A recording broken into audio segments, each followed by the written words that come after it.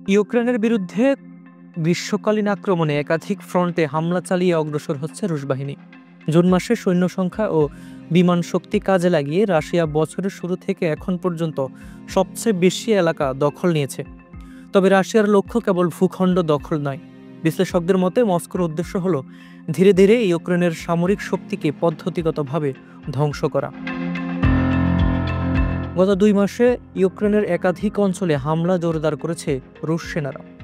উত্তরের সুমি অঞ্চল থেকে শুরু করে দক্ষিণের জাপোরোঝিয়ার মরুভূমি পর্যন্ত বিভিন্ন ফ্রন্টে তারা আক্রমণ চালাচ্ছে। বর্তমানে ইউক্রেনের দোনেৎস্ক অঞ্চলের 2/3 বেশি অংশ রাশিয়ার নিয়ন্ত্রণে, যা স্থলযুদ্ধের মূল কেন্দ্রবিন্দু।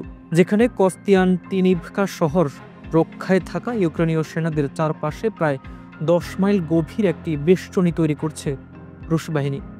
পূর্ব, দক্ষিণ ও পশ্চিম দিক থেকে ঘিরে ফেলা হয়েছে শহরটিকে। এছাড়া 3 বছরের বেশি সময় পর এবারই প্রথম ইউক্রেনের পূর্বাঞ্চলীয় দনিপ্রোপেট্রভস্ক অঞ্চলেও প্রবেশ করেছে রুশ সেনারা।